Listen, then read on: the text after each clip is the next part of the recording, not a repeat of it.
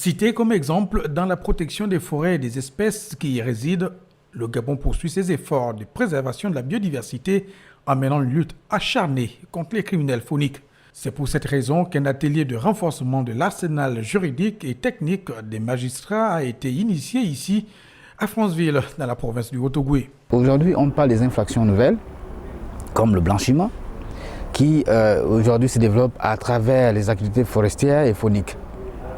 Il était donc pour nous temps de venir entretenir les collègues autour de ces questions-là pour efficientiser les connaissances et rendre effective notre réponse, la réponse judiciaire contre la grande criminalité transnationale organisée. L'atelier animé par les hommes chargés de l'application de lois avait pour but d'adapter la riposte du Gabon à la recrudescence des actes criminels dans les forêts du pays.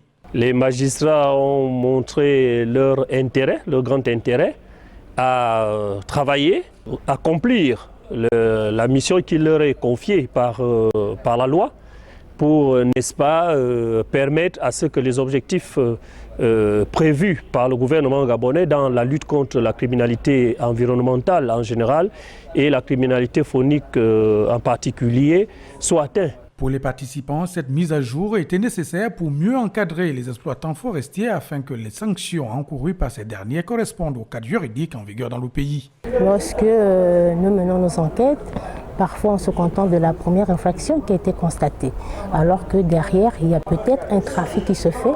Et quand on n'a pas les éléments nécessaires pour apprécier la situation et renforcer l'enquête, naturellement on va s'arrêter à mi-chemin et derrière il y a tout un panel de délinquants qui s'échappent. Financée par l'Agence française de développement, la formation qui a duré 48 heures dans cette partie du pays a été rendue possible grâce à l'appui technique des ministères de la Justice et des Eaux et Forêts.